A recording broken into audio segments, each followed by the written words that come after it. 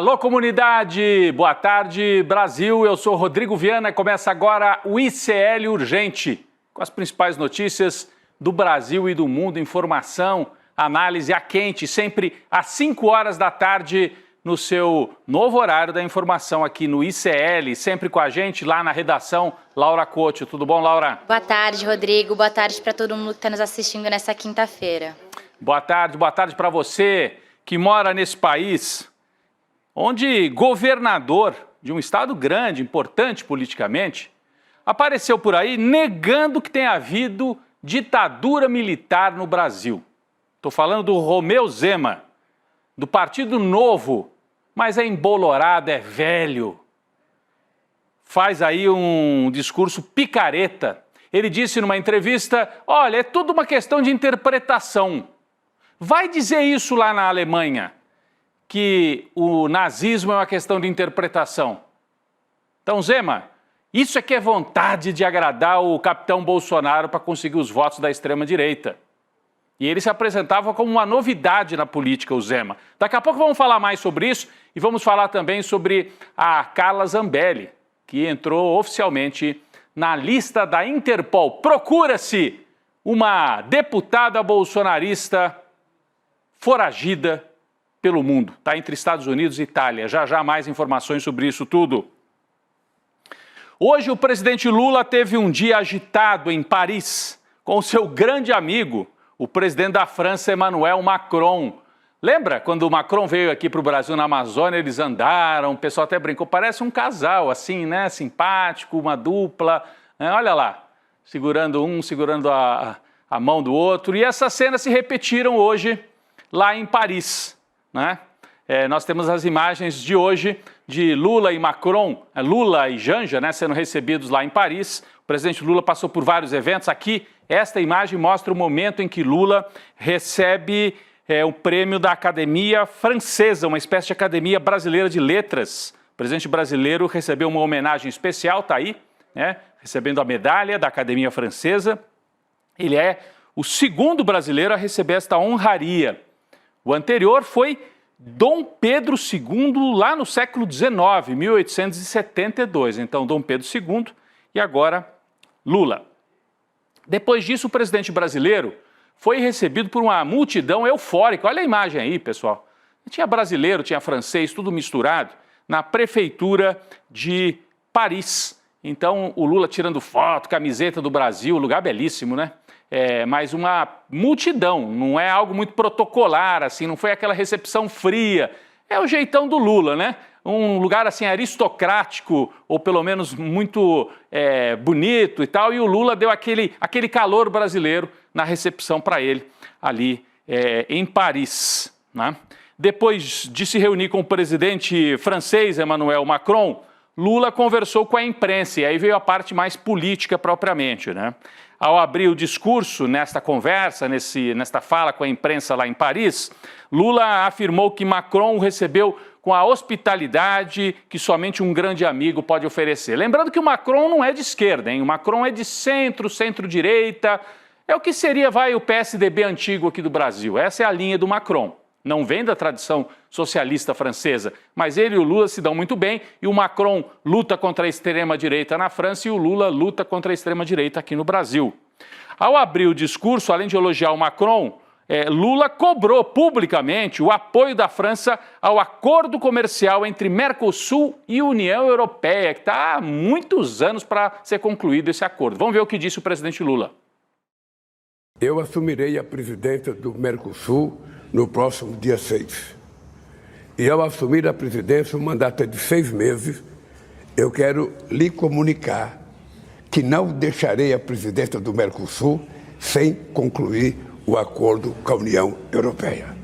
Portanto, meu caro, abre o seu coração para a possibilidade de fazer esse acordo com o nosso querido Mercosul.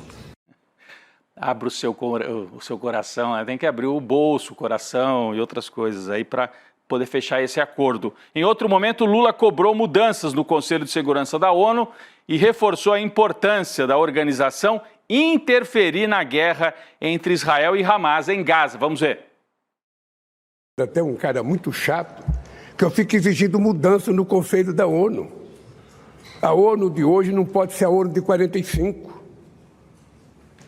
A ONU de hoje tem que ter o continente africano participando, o continente sul-americano participando, o latino-americano. Tem que ter países importantes, como a Alemanha, como o Japão, Por que a Índia está fora?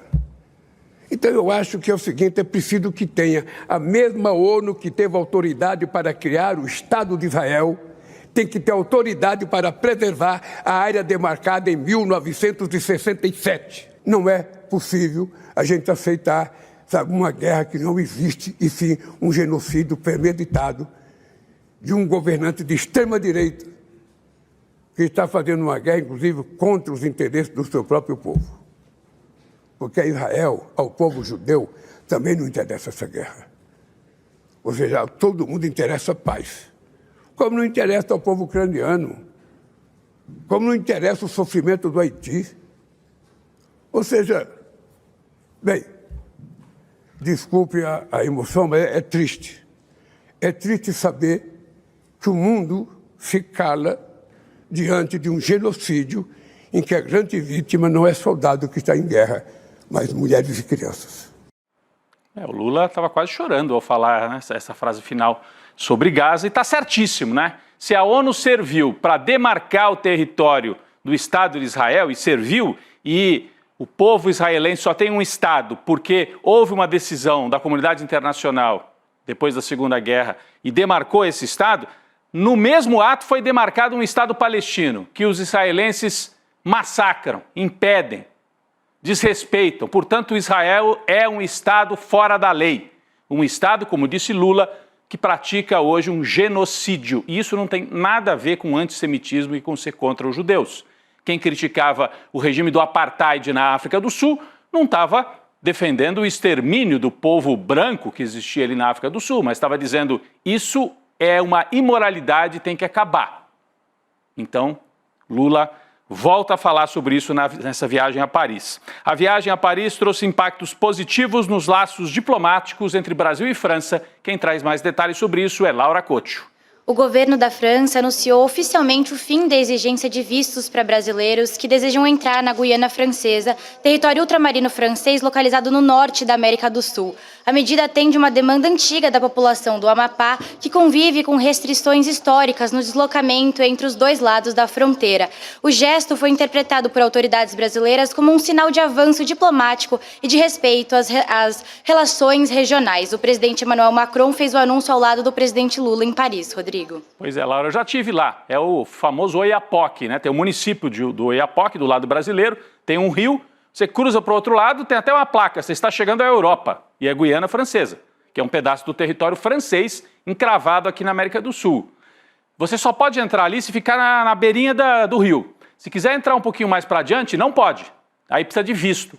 E é isso que o Macron anunciou hoje. Então os brasileiros vão poder cruzar para o lado da Guiana Francesa sem depender de visto. É um gesto aí de amizade, de mostrar boa vontade com o Brasil.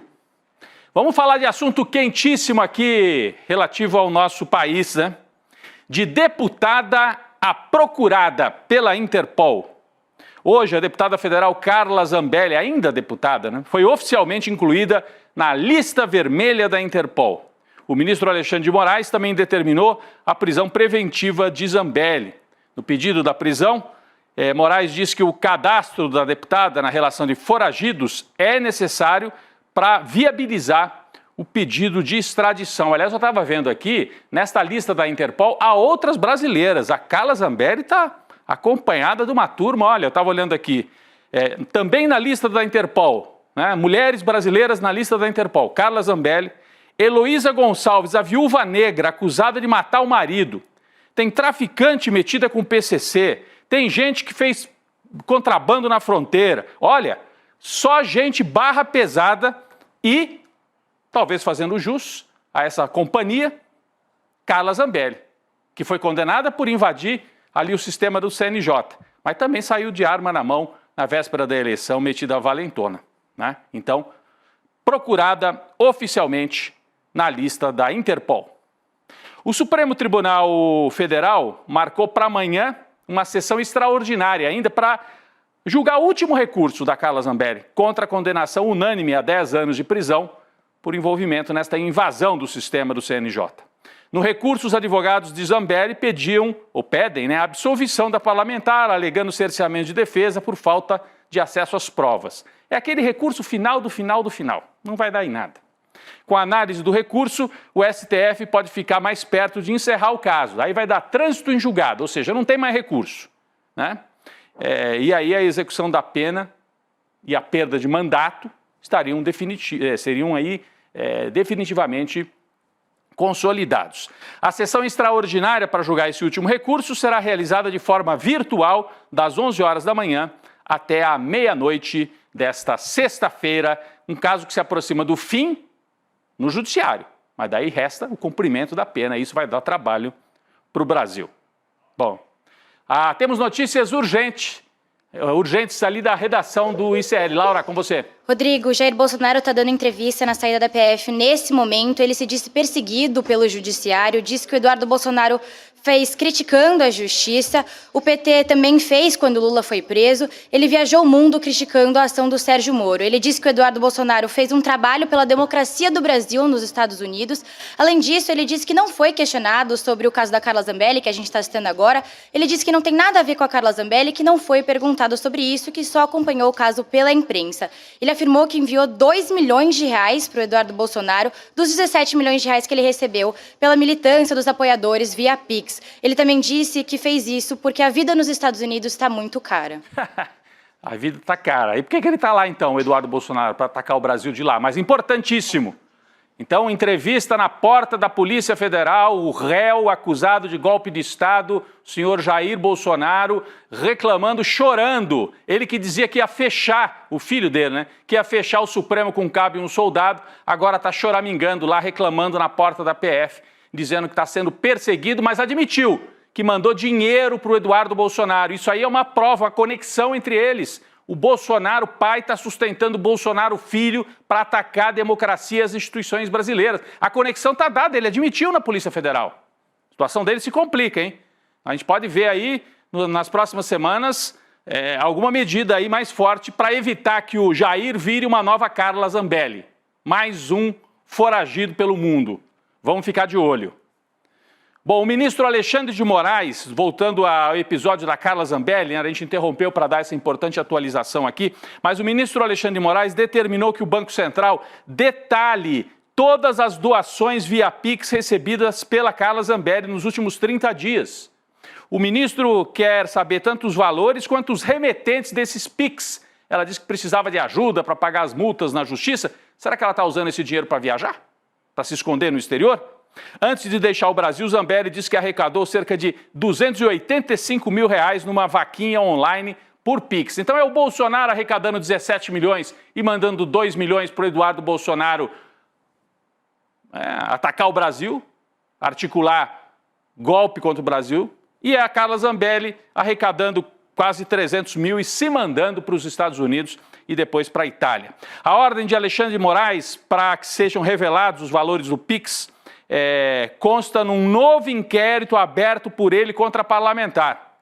Conta mais para a gente sobre esse novo inquérito contra a Zambelli, por favor, Laura Couto. Rodrigo, o ministro Alexandre de Moraes, ele determinou a instauração de um novo inquérito contra a Zambelli para apurar agora a obstrução de justiça por parte da deputada. A Zambelli vai ser investigada pelos crimes de coação no curso do processo, no qual ela foi condenada, e obstrução de investigação de infração penal sobre organização criminosa. Na decisão, Moraes disse que as diversas entrevistas que a Zambelli deu na terça-feira indicam que a sua fuga do Brasil se reveste na tentativa de impedir a aplicação da lei penal, como também a reiteração das condutas criminosas de atentar contra as instituições por meio de desinformação, interferindo no andamento do processo. Na mesma decisão, o Moraes manda que a PF ouça a deputada em até 10 dias, só que por escrito, porque ela está fora do país. Exatamente, né? Olha, tem outra coisa curiosa aqui, né, Laura? Essa história de que a Carla Zambelli, o mundo dá voltas, né? O mundo dá voltas, porque ela foi condenada a 10 anos por invadir o sistema do CNJ. E agora, olha aqui o que está na tela, o mandado de prisão contra ela acabou de entrar lá no sistema do CNJ, que ela invadiu com a ajuda do hacker. Ele invadiu, quis mostrar força, quis ajudar no golpe, está condenada e agora a condenação é que está lá. Essa aqui é de verdade, porque a Zambelli tentou invadir lá, teria produzido até um documento falso dentro do sistema do CNJ, né? Como a gente comentou ontem aqui no ICL Urgente, o deputado italiano Angelo Bonelli, do Partido Europa Verde, enviou um ofício aos ministros dos Negócios Estrangeiros e de Cooperação Internacional lá na Itália, solicitando medidas urgentes para impedir que o país, ou seja, que é a Itália, conceda refúgio a Carla Zambelli. Hoje, Leandro De Mori conversou com o Bonelli, então o Leandro De Mori conversou com o deputado. Ele espera que as autoridades italianas se manifestem até a semana que vem. Bonelli reconhece que a decisão da Itália pode ficar nas mãos de políticos e não do Poder Judiciário. Vamos assistir um trecho dessa entrevista. A primeira palavra spetta à Justiça, depois tem a decisão final do governo. Eu lembro que na Itália aconteceu 3 meses atrás uma coisa muito horrível, quando o general líbico Al-Masri, que tinha um ordem de prisão da Corte Penal do crime internacional, fu preso a Turim, na Itália, ma o governo italiano depois liberou e mandou na Líbia. Eu lembro que questo cara tem crime muito horrível, tortura, stupro e muitas outras coisas horríveis. Então, essa aqui é a razão porque eu apresentei a pergunta, porque a coisa melhor é que tudo fica limpo, tudo fica transparente, entendeu? Sim, então podemos esperar, possivelmente para a semana que vem, uma resposta aí do Ministério dele interno, né? Eu estou trabalhando por isso, eu estou fazendo muita pressão porque o governo italiano vai a responder à minha pergunta, porque é um problema muito sério, porque eu não quero que o meu país, a Itália, vá ficar o paraíso de criminosos e também de golpistas. Essa frase é forte, não quero que o meu país vire um paraíso de criminosos e de golpistas, afirmou o deputado Bonelli na entrevista para o Leandro De Mori. Você conseguiu entender bem, né, o que foi explicado aí.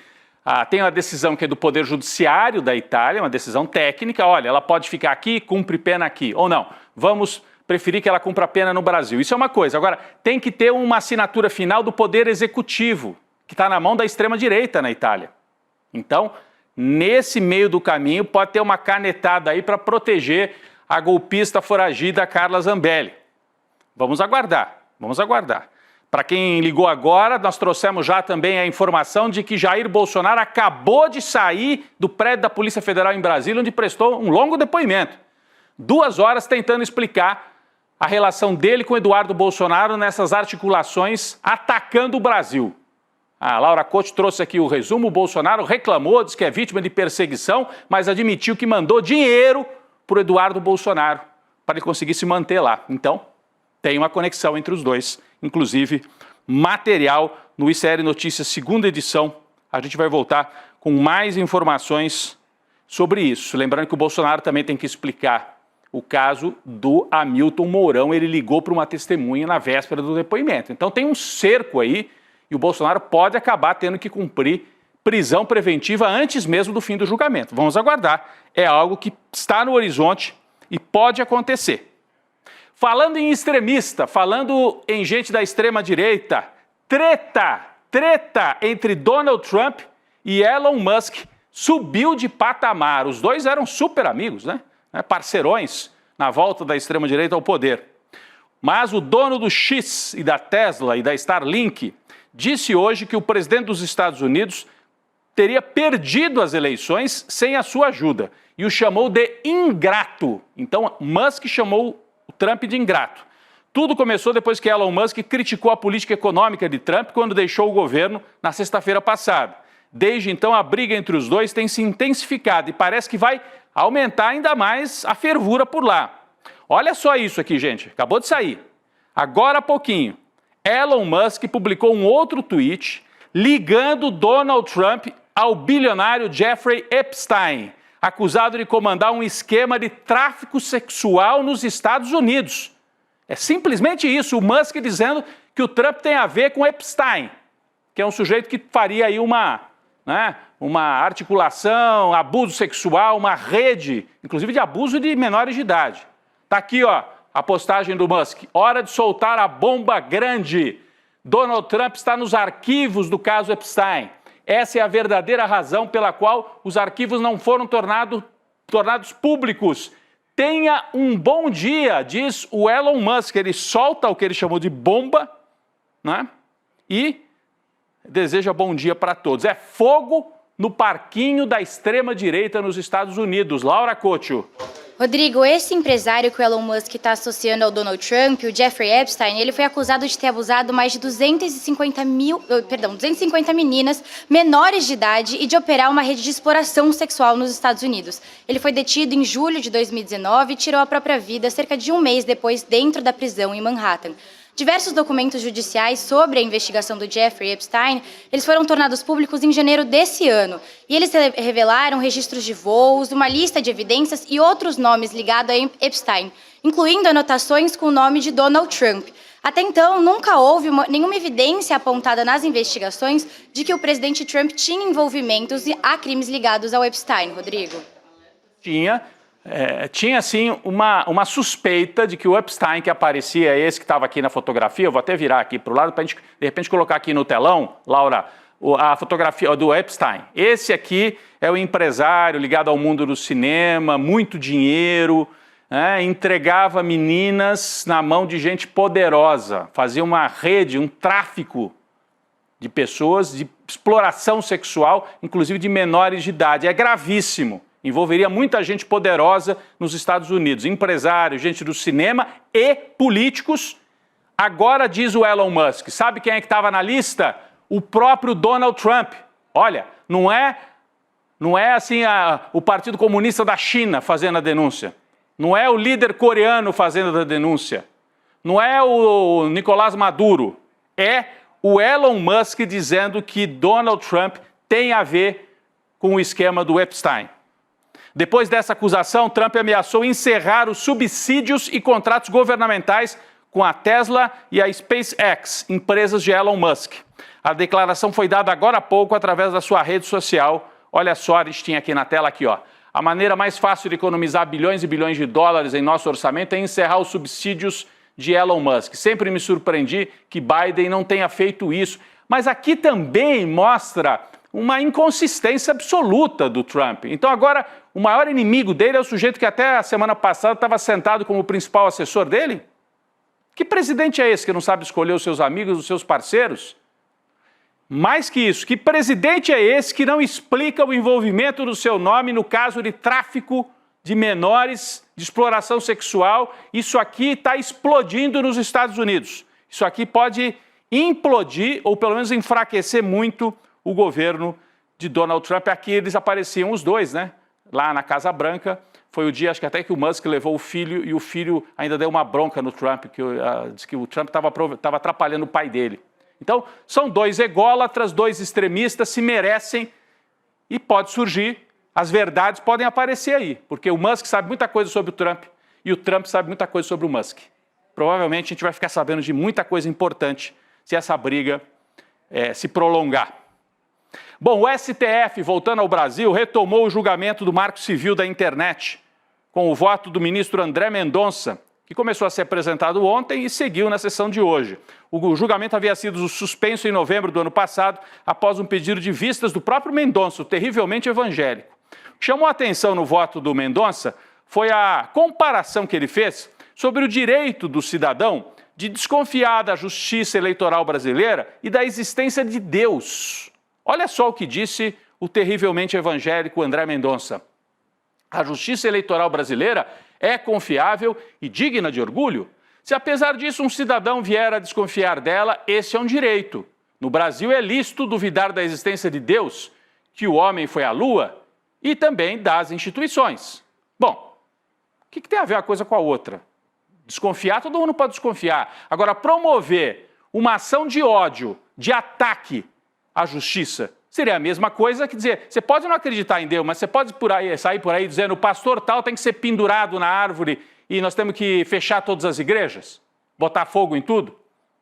Então, André Mendonça, a sua turma que te botou aí no STF, a turma do Bolsonaro e da Michele, é a turma que incentivou esse ataque à justiça eleitoral.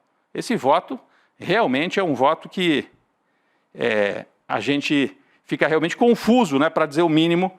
Agora travou aqui o meu roteiro aqui das notícias. Mas eu estava falando do André Mendonça. Então, é um voto que chama muita atenção por esta frase, né, absurda, comparando coisas que não têm comparação. Eu vou passar para a Laura Couto aqui e já retorno com mais informações. Não, antes disso, vamos aqui. Laura, tem aqui já. É a pesquisa Quest. Nós vamos falar da pesquisa de hoje, a pesquisa que trouxe uma novidade aí para o cenário eleitoral brasileiro. Então eu volto para cá. Pesquisa Quest, vamos colocar aqui na tela, porque compara Lula, né, e Bolsonaro e outros que tentam disputar a presidência em 2026. Uma primeira pergunta. Lula deveria se candidatar à reeleição em 2026? 66% dizem que não. Olha, essa pesquisa eu desconfio um pouco, fica parecendo pesquisa encomendada para tal da terceira via. Não que eu desconfie do Felipe Nunes e da Quest, que tem, aparentemente, trabalham direito. Mas fazem questão de dizer assim, ó, não é nem Lula nem Bolsonaro. Essa pergunta aqui, Lula deveria se candidatar? Metade do país é contra o Lula, vai dizer não. Os bolsonaristas vão dizer não. E vai ter um pedaço que, mesmo votando no Lula, gostaria de ter uma renovação. Né? Então, essa pergunta aqui é para insuflar a ideia de terceira via. E vamos ver o que se responde em relação ao Bolsonaro. Você acha que o Bolsonaro deveria ser candidato? Também não. 65% dizem que não. Mas, quando você vai para o cenário concreto, o Lula continua fortíssimo. Vamos trazer os cenários de eleição de segundo turno que a Quest pesquisou. Apesar da crise, né? É a próxima tela já. Apesar da crise, até de popularidade do governo Lula, ele ou empata ou ganha de todos os adversários. Com o Bolsonaro tem um empate, 41-41. Com o Tarcísio de Freitas, Lula 41, Tarcísio 40. Com a Michele, Lula 43, Michele 39. Então, aquela pergunta inicial se perde na hora que você tem o confronto, né? Porque a pessoa, olha, até preferia que o Lula não fosse, mas se os adversários são esses aí, eu vou com Lula. Lula, Ratinho, o Lula ganha também, 40-38. Lula, Eduardo Bolsonaro, Lula 40, Eduardo Bolsonaro 36. O pior aqui dos bolsonaristas aí é o Eduardo Bolsonaro. Tarcísio, a Michele, embolam mais na disputa com o Lula. A gente tem assim a disputa ao longo do tempo, né? O quadro seguinte da Quest para mostrar essa disputa Lula-Tarcísio ao longo do tempo, a curva, né? Podemos colocar aqui na tela, por favor. Isso. Você vê que o Lula tinha uma vantagem maior em relação ao Tarcísio. De fato, foi se reduzindo, porque o governo vive um momento de crise de popularidade. Apesar disso, o Lula está empatado com o Tarcísio de Freitas, que tem o apoio, a simpatia da mídia, uma cobertura super favorável em todos os lugares, né? Então, Lula e Tarcísio, 41-40. E o outro quadro é Lula e Eduardo Bolsonaro. Aí, o Eduardo Bolsonaro seria um adversário, teoricamente, mais fácil de ser batido. 44 para o Lula, 34 para o Eduardo Bolsonaro. Então, nós temos aí o resultado dessa pesquisa Quest. E tem um último número que aparece aqui, que eu peço aqui para vocês, por favor, colocarem na tela também, que é o último quadro que eu tinha separado. O que dá mais medo hoje no Brasil? Lula continuar ou Bolsonaro voltar? As pessoas têm mais medo do Bolsonaro voltar. Então, é uma vantagem para o Lula. Então, o Lula enfrentando um candidato do bolsonarismo, o Lula, apesar da crise de popularidade, de toda a dificuldade, tem condições de ganhar hoje, segundo mostra a pesquisa da Quest.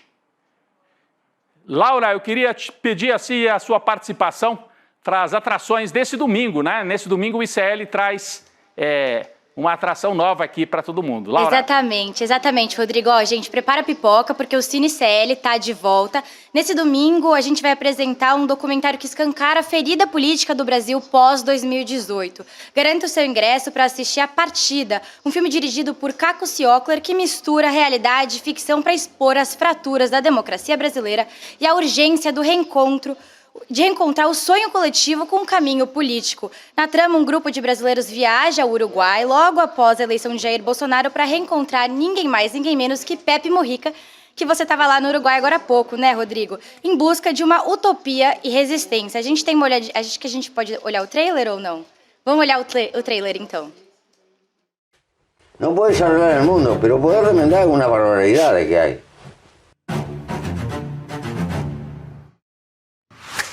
Vuélcala. Si no cambia esta, no cambia nada.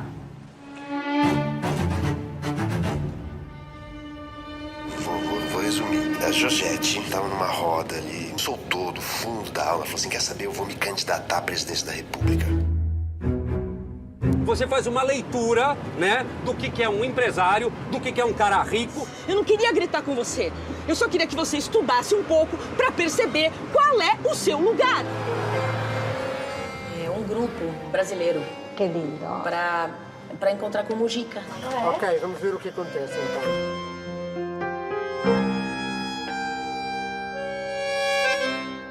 Vasco!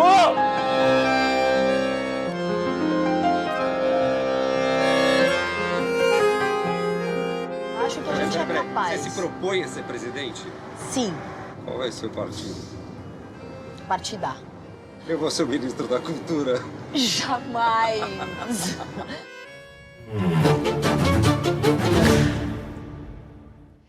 Rodrigo, e depois da exibição vai ter um bate-papo com o Leandro Demore e o Caco Ciocler. Então, se você quiser acompanhar, se inscreve em icl.com.br/cinema. Rodrigo, é isso aí. Fico com você agora, Rodrigo. É isso, Laura. Obrigado. Olha, e a gente está preparando também um especial sobre o Pepe Mujica. Eu estive lá no Uruguai, né? Vai ter esse filme com o Caco Ciocler, a conversa do Demore com ele. E na outra semana nós vamos trazer um especial aí sobre o Pepe Mujica, a trajetória do Pepe Mujica.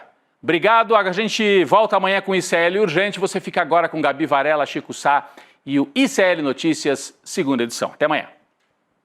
No dia 8 de junho, domingo, às 8 horas da noite, o ICL exibe com exclusividade o documentário Partida, uma obra cinematográfica que mostra como o Brasil saiu dividido das eleições de 2018. Uma obra que mistura ficção e realidade para falar daquilo que parece impossível. Sonho, utopia em meio ao caos. Nós veremos juntos uma mulher que sai desiludida das eleições de 2018 e decide fazer uma viagem para o Uruguai para conversar com o então presidente Pepe Mujica em busca de inspiração. Logo depois da exibição, eu, Leandro Demore e o diretor Caco Ciocler estaremos ao vivo em um bate-papo para entender um pouco mais o que é que a gente faz para sair desse Brasil partido. Participe gratuitamente do Cine ICL. Você pode ir para qualquer país e fazer qualquer tipo de documentário. Eu não hago apologia da pobreza, hago apologia da sobriedade. Agora, eu disse, vem, eu desafiei, vem aqui, para ver se eu tenho renda ou não. Para quem ainda não entendeu, isto é uma guerra de narrativas. E nos campos de batalha, as máquinas de moer reputações estão sempre à espreita. Pouco interessa os meios. Interessam apenas os fins. E os fins são muito lucrativos nesta indústria. Veja a importância da resiliência dos colegas que nunca abandonaram esse caso. Então não adianta vocês fazerem campanha contra mim, porque eu vou continuar fazendo meu trabalho como jornalista como eu sempre fiz. E a relação fraterna com as pessoas não entra no PIB. Você tem as condições que você precisa para viver numa comunidade onde um não depende de explorar o outro. Eu sei que eu não vou ver a colheita, mas faço questão de morrer semente. Eu disse uma coisa que eu repito: a morte vai me encontrar lutando. Acho que a gente escolheu bem as pessoas que trabalham com a gente.